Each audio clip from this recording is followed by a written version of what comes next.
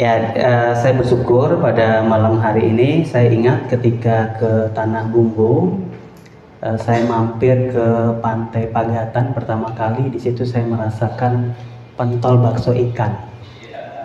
Ya, kalau di Palangkaraya itu sesuatu yang langka, nggak pernah ketemu gitu. Nah, oleh karenanya saya akan awali pantun dulu ya, dari Pantai Pagatan dulu.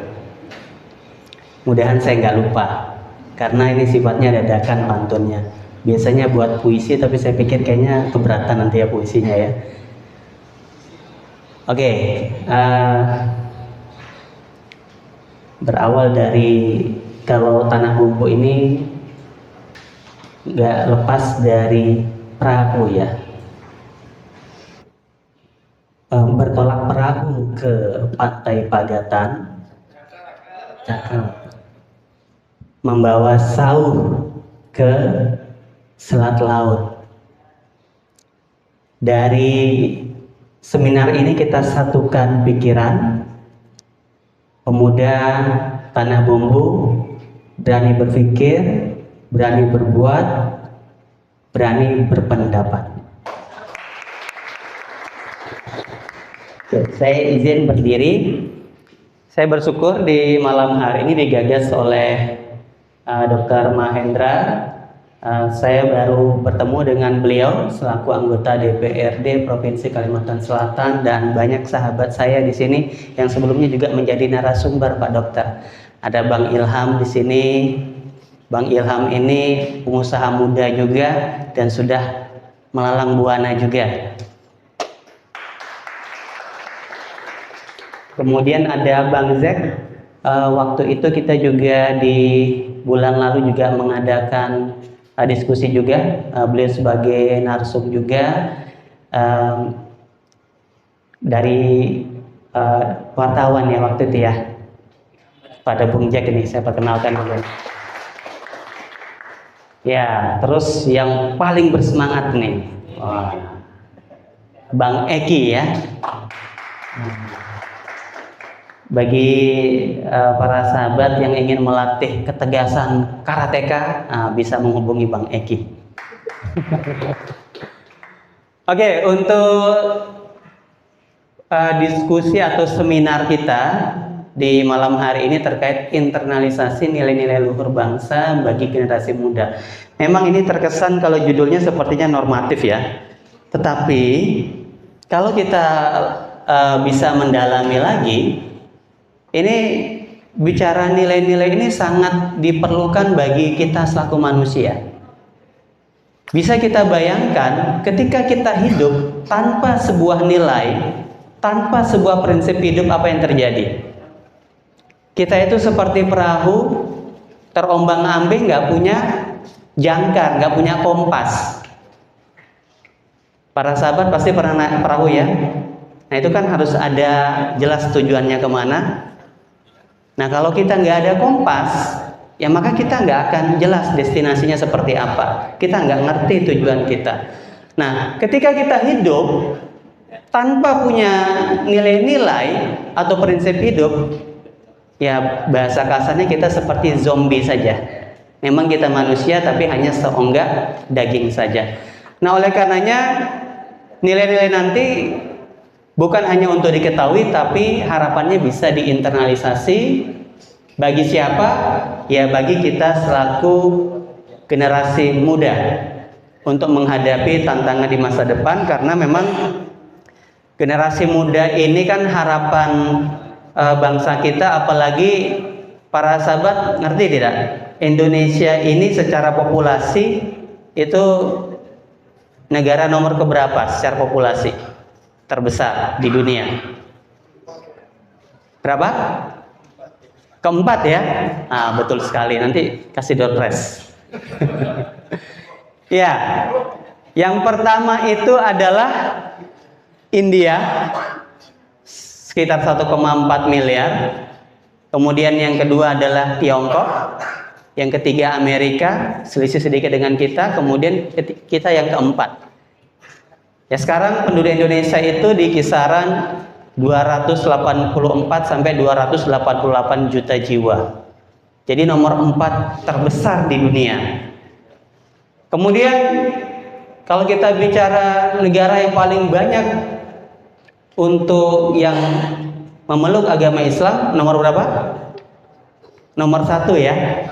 Iya, tetapi anehnya kita juga nomor 1 tingkat korupsi di Asia Tenggara.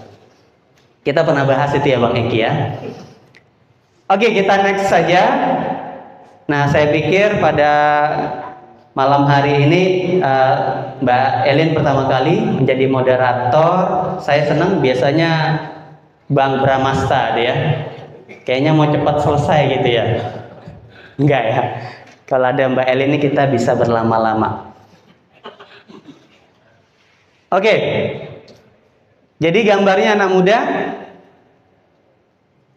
Ini terus terang saya nguasnya juga minta bantuan. Ya. Minta bantuan AI gitu ya. Tetapi isinya dari kepala saya. Bukan searching begitu ya. Oke, lanjut saja. Nah, apa tantangannya ketika kita di sini tidak punya nilai-nilai, tidak punya pegangan sebagai generasi bangsa? Ya, tadi saya katakan di awal kita nggak punya kompas. Contohnya saja kalau kita bicara kesehatan, dari sisi makan dan minum. Kira-kira kita makan dan minum punya konsep apa tidak? Atau hanya berpikir apa yang enak dan tidak enak? Bukan apa yang sehat, apa yang baik untuk tubuh kita.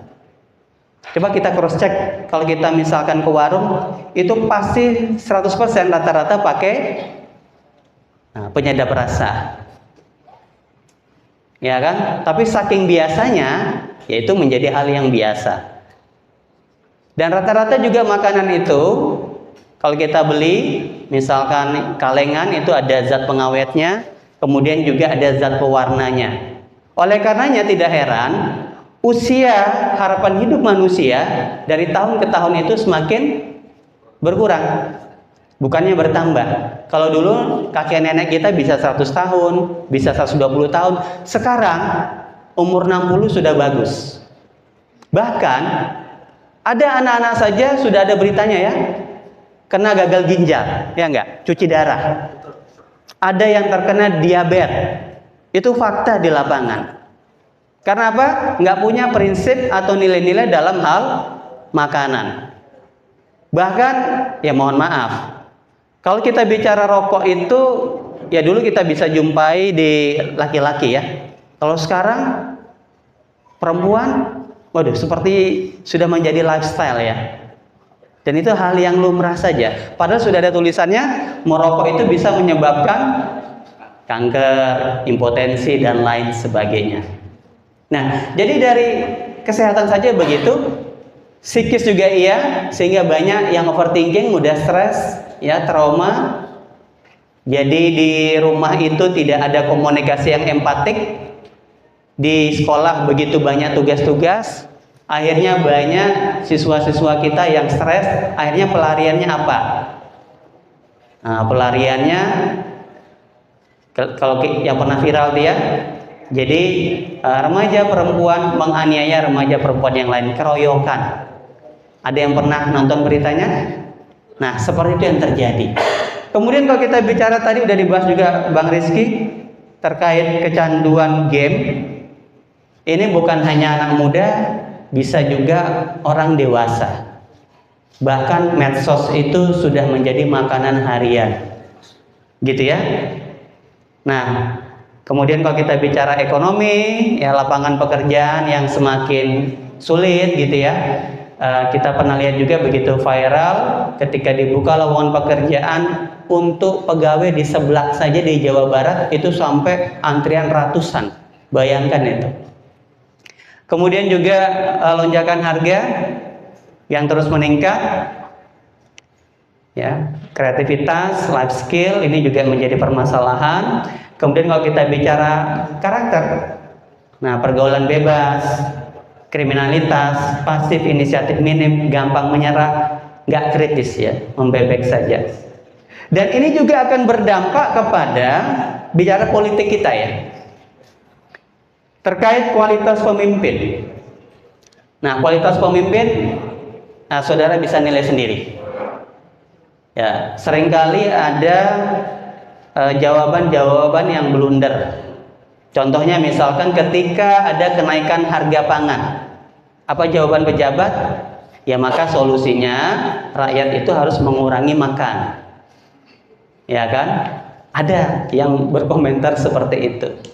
Dan rakyat itu masyarakat nggak boleh manja. Ya pernah LPG juga dikhawatirkan naik. Ya nanti setelah pakai kompor jangan lupa dimatikan. Jadi solusinya sangat kreatif sekali. Oke? Nah, saudara bisa nilai sendiri. Kemudian juga stabilitas, akan terjadi chaos ya, perang dunia. Oke, next. Ya, kemudian nilai-nilai yang seperti apa pertanyaannya? Jadi ibarat bangunan, bangsa kita ini fondasinya adalah nilai-nilai luhur yang memang sudah ada dan itu terkubur dan diangkat kembali oleh Soekarno. Mengalami perdebatan panjang terkait apa yang menjadi falsafah bangsa kita. Akhirnya sepakat, mau dari golongan nasionalis, agamis, ya bahkan yang katakan dia tidak beragama juga sepakat, ya udah Pancasila saja, gitu. Nah, yang ingin saya tekankan di sini adalah bagaimana bicara nilai-nilai, tadi khususnya sila pertama ketuhanan yang Maha Esa. Kalau secara pemahaman normatif kita sering beranggapan bicara sila pertama ini adalah kita saling menghormati pemeluk agama yang lain. Yaitu udah paham kita seperti itu. Tetapi kalau kita gali lebih dalam lagi, yang dimaksud adalah nilai-nilai ketuhanan yang Maha Esa ini. Bagaimana apa yang menjadi ajaran Tuhan itu memang membentuk karakter kita. Ya, karena ini sangat penting sekali karena nanti kita lihat dampaknya ketika karakter kita itu tidak terbentuk daripada ajaran-ajaran luhur yang termaktub di kitab suci itu, maka saudara nanti bisa simpulkan kehidupan sekarang ini mengapa bisa menjadi kehidupan, apakah kehidupan yang surgawi atau kehidupan neraka, nanti saudara bisa simpulkan sendiri. Mengapa ini penting? Ini sebagai ingatan karena sebenarnya manusia itu diciptakan bukan untuk menghabiskan oksigen, karena kita berada di puncak rantai makanan ya, betul ya? Untuk sementara. Ya, untuk sementara. Tetapi dari dulu memang manusia itu berada di puncak rantai makanan. Ya, kalau di kitab suci itu memang manusia itu diciptakan terakhir ketika alam sudah siap, hewan sudah ada, tumbuh-tumbuhan sudah ada. Nah, kita berada di puncak rantai makanan. Nah, oleh karenanya pertanyaannya adalah dengan diciptakannya manusia yang justru melakukan kerusakan, apakah memang manusia itu diciptakan hanya sekedar untuk menghabiskan oksigen tadi? Karena kalau kita mau berpikir tanpa manusia, sepertinya alam ini akan damai-damai saja, ya kan? Tetapi dengan adanya manusia baru ada ceritanya, seperti itu. Nah, kita sebagai khalifah ini artinya pengganti atau wakil Tuhan di muka bumi, sebenarnya untuk mewujudkan kehidupan yang, ya bahasanya itu mudahnya damai sejahtera. Ada yang diistilahkan dengan Darussalam, ya negeri yang damai sejahtera. Ya, kehidupan surga. Jadi hadirnya kita sebagai manusia ini, kita punya amanah, yaitu bagaimana mewujudkan kehidupan surga. Tapi masalahnya ini yang tidak disadari, kita selalu berpikir, oke, nanti surga pasca kematian, yaitu pasti ada. Tetapi pertanyaannya, apakah kita hidup di muka bumi ini hanya untuk merusak? Hanya untuk menciptakan kehidupan neraka? Ya kan? Nah, ini menjadi bahan refleksi kita bersama.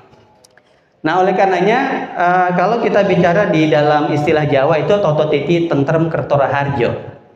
Nah, kehidupan yang seperti itu sebenarnya cita-citanya. Toto itu artinya kehidupan yang selamat, ada perlindungan. Titi itu ketenangan, adanya keharmonisan.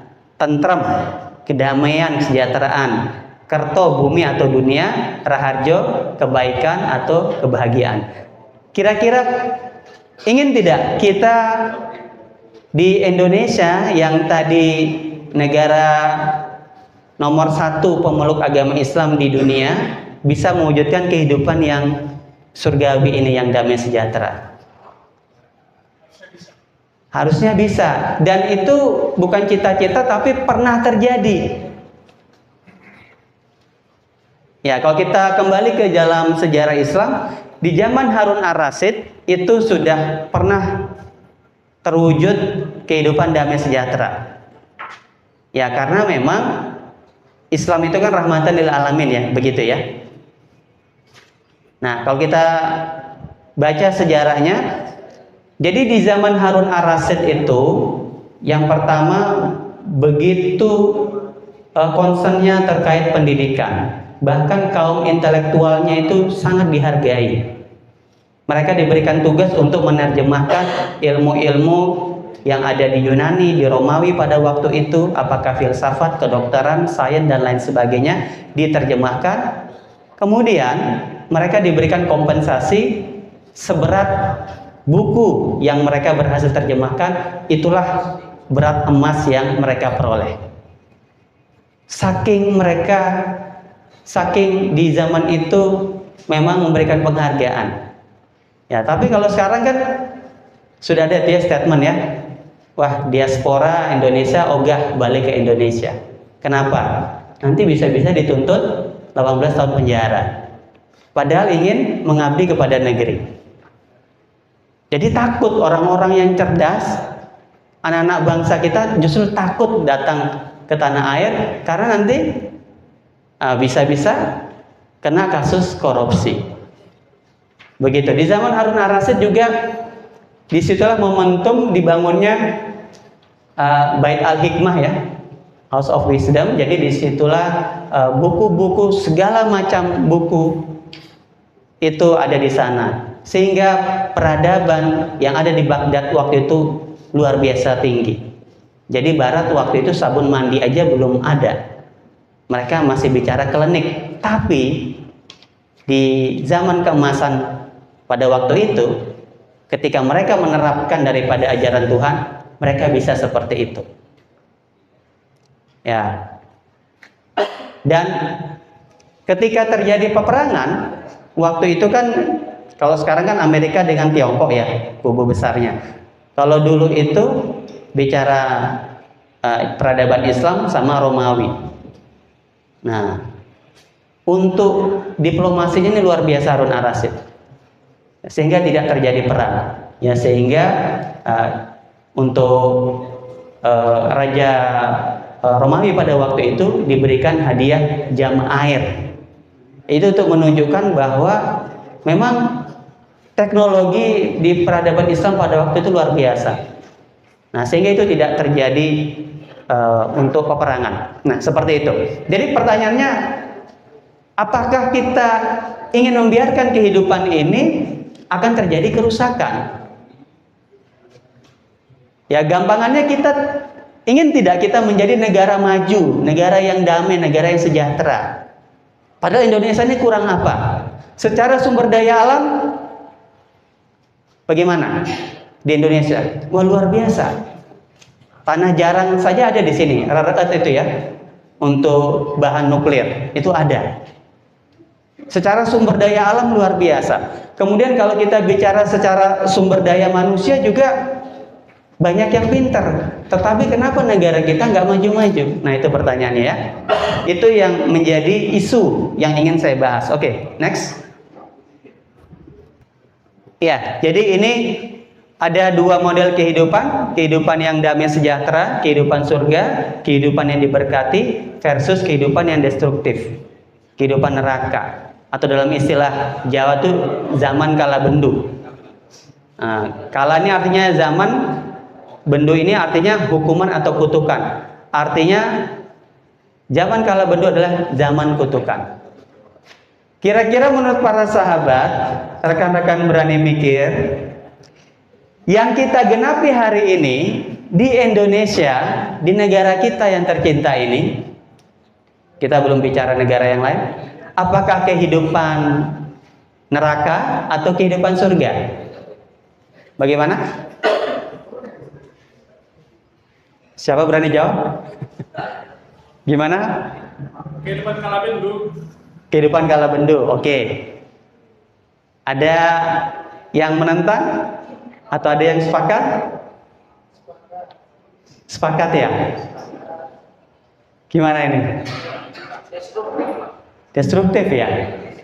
Nah, artinya hadirnya kita di muka bumi ini apa betul? Kita hanya untuk menciptakan kehidupan neraka itu.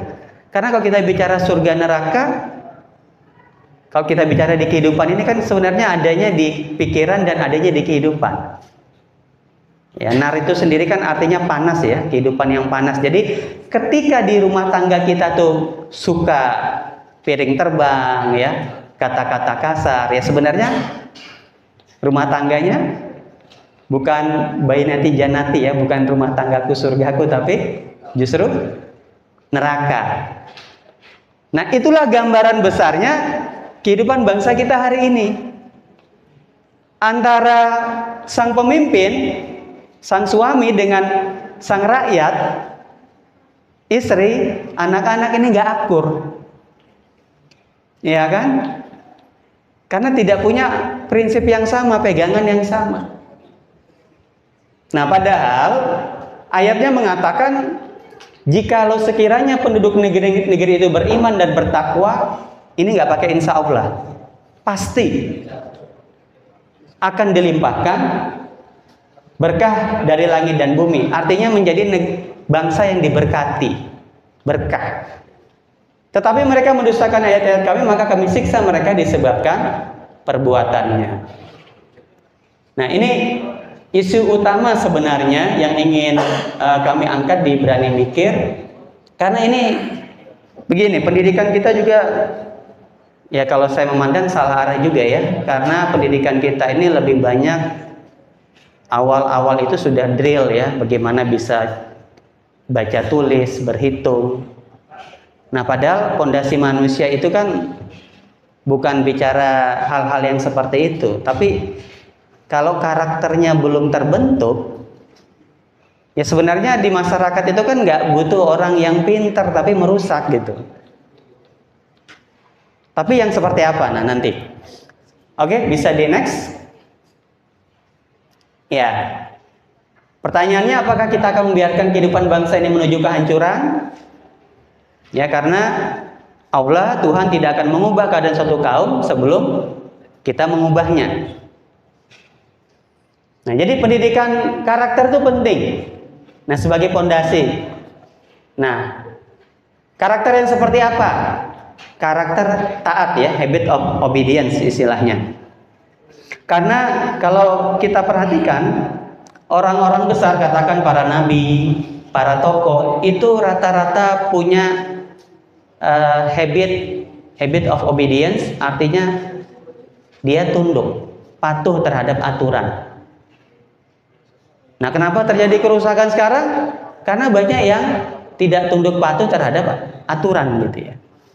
Nah, jadi ketaatan itu mencakup kewajiban manusia, yaitu taat pada kebenaran, taat pada aturan, taat pada hukum, taat kepada petunjuk ilahi. Ya, kehidupan yang keluar dari prinsip ketaatan itu bagaikan planet yang keluar dari orbitnya, tidak ada nilainya bagi Tuhan dan tidak berguna bagi masyarakat. Nah, kenapa kita bisa tinggal di bumi ini? Karena bumi ini kan masih mengikuti orbitnya ya, tidak keluar dari lintasannya. Artinya yang penting adalah bicara karakter taat. Artinya rusaknya bangsa ini karena tidak adanya karakter ketaatan. Ketaatan terhadap apa? Ya tadi, terhadap kebenaran, terhadap aturan, terhadap hukum, terhadap perintah ilahi. Menjadi orang-orang atau manusia yang membangkang. Dan siapa yang menabur angin, ya dia akan menuai badai. Nah, ini yang terjadi kehidupan itu. Next. Ya. Nah, kalau kita bicara karakter ini juga berkaitan dengan dimensi psikologi manusia. Jadi dari dulu tidak ada manusia yang sama rupanya. Itu luar biasanya Tuhan menciptakan ya.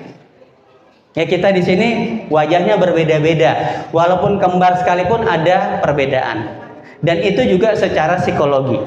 Itu ada perbedaan. Nah, lalu apa yang kami tawarkan agar kita menuju kehidupan yang surgawi itu? Bagaimana kita menerapkan 10 karakter pemimpin? Ya, yaitu jujur, berani, tegas, adil, cakap, berintegritas, bijaksana, cerdas, sehat, dan disiplin. Dan ini yang penting sebelum kita bicara hal-hal yang lain. Next. Nah, paling awal saya ingin menyampaikan terkait jujur dulu. Jadi, kalau ingin persoalan bangsa ini selesai adalah ketika kita mendapatkan pemimpin yang berani jujur. Itu saja. Kalau pemimpinnya sudah berani jujur, maka selesai permasalahan itu. Nah, pertanyaannya, kalau kita cross check, jangankan bicara pemimpin. Pemimpin sama rakyat sekarang itu takut untuk jujur. Karena memang lingkungannya didesain seperti itu. Kalau orang jujur itu nggak ada temennya. Iya kan? Nah, padahal Nabi Muhammad saja mendapatkan gelar Al-Amin, orang yang terpercaya. Sidik, orang yang berkata benar. Jadi, di dalam rumah tangga saja kalau tidak ada kejujuran, apa yang terjadi? Nah, itu pentingnya kejujuran. Makanya mahal sekali dan sulitnya kita menemukan pemimpin yang jujur. Termasuk kita introspeksi diri kita sendiri. Ya kan? Ini yang pertama. Jadi jujur itu adalah satunya pikir, kata, dan perbuatan, lurus hati, tidak berbohong, tidak curang amanah. Nah, jadi gimana pendidikan kita bisa mencetak generasi muda ke depan tuh yang jujur gitu? Itu aja nggak bisa. Karena apa? Di saat ujian, apa yang terjadi? Nah, sudah ada mencontek, ya kan? Nah, itu aja sudah nggak jujur.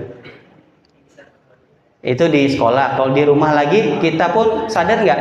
Dari kecil saja kita sudah mengajarkan anak itu untuk tidak jujur. Ketika anak nangis, diam-diam itu ada Pak Polisi, padahal nggak ada Pak Polisi.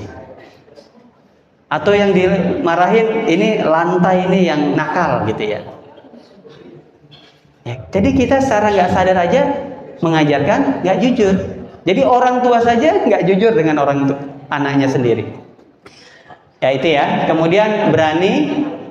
Nah, orang berani itu bukan berarti orang yang nggak punya rasa takut, tetapi dia mampu mengatasi rasa takutnya itu.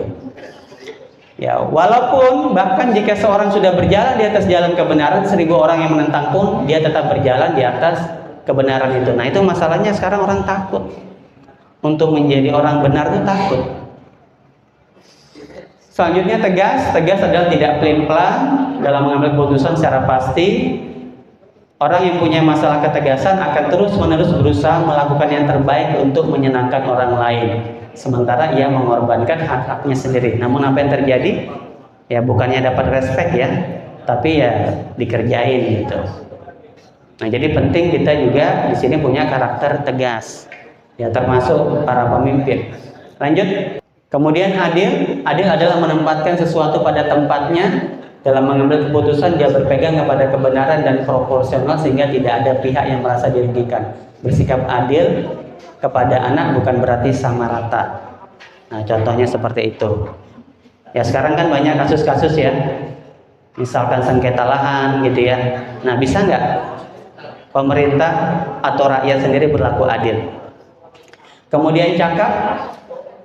Cakap itu artinya punya kemampuan, tangkas, cekatan, bertanggung jawab, kemudian berintegritas. Integritas artinya itu dia konsisten terhadap kode etik, artinya satu kata dengan perbuatan. Lanjut. Kemudian yang selanjutnya bijaksana. Bijaksana adalah bertindak sesuai dengan pikiran dan akal sehat sehingga menghasilkan perilaku yang tepat dan sesuai. Seorang bisa menjadi bijaksana karena dia mengetahui keseimbangan. Gitu ya. Cerdas. Pasti pemimpin harus cerdas gitu ya. Nah, Jadi cerdas itu dia untuk belajar, memiliki kemampuan untuk belajar dan berpikir dengan cepat sehingga mampu mengatasi semua persoalan dengan tepat dan cermat. Lanjut. Sehat. Nah, pemimpin juga harus sehat. Ngerti apa yang boleh dimakan dan tidak. Kemudian yang terakhir, disiplin. Nah, ini yang berat juga ya, disiplin. Jadi disiplin ini kita melakukan hal-hal yang tidak mengenakan, yang membosankan, bahkan menderita karenanya, tapi kita disiplin, konsisten melakukan itu. Next. Oke, jadi akhir sudah dekat ya. Kalau kita bisa menginternalisasi 10 karakter pemimpin ini pada tiap-tiap diri kita, para generasi muda. Ya. Dan ini sebenarnya ajaran di kitab suci ya. Wahai Nabi, apabila datang kepadamu perempuan-perempuan yang beriman untuk mengadakan janji setia bahwa mereka tidak akan mempersekutukan sesuatu dengan Allah, tidak akan mencuri, tidak akan berzina, tidak akan membunuh, dan tidak akan berbuat dusta yang mereka ada-adakan antara tangan dan kaki mereka, dan tidak akan mendurhakaimu dalam urusan yang baik, maka terimalah janji setia mereka dan mohonkanlah ampun kepada Allah untuk mereka. Sungguhnya Allah Maha Pengampun lagi Maha Penyayang. Nah, ini tradisi punya fakta integritas kepada Tuhan ini. Padahal ajarannya sudah jelas. Ya, jadi orang-orang yang ingin mengikuti Rasulullah Muhammad itu diminta fakta integritas seperti itu. Tidak mempersekutukan Tuhan, tidak mencuri, tidak berzina, tidak membunuh, tidak berbuat durhaka. Nah, hari ini yang dianggap ya tidak relevan begitu ya. Dianggap tidak dibutuhkan. Oke, next. Jadi ini slide terakhir sebagai sebuah ajakan. Bagaimana konsep di atas tidak sekedar menjadi pemikiran. Kita bisa diskusikan lebih lanjut.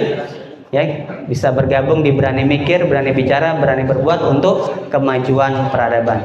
Terima kasih. Mohon maaf jika ada salah-salah kata. Al-haqqu min rabbika fala takunanna minal mumtarin. Kebenaran itu datangnya dari Tuhanmu. Oleh sebab itu jangan kamu termasuk orang-orang yang ragu. Jika ada salah-salah kata tentunya datangnya dari saya mohon maaf. Saya kembalikan. Wassalamualaikum warahmatullahi wabarakatuh.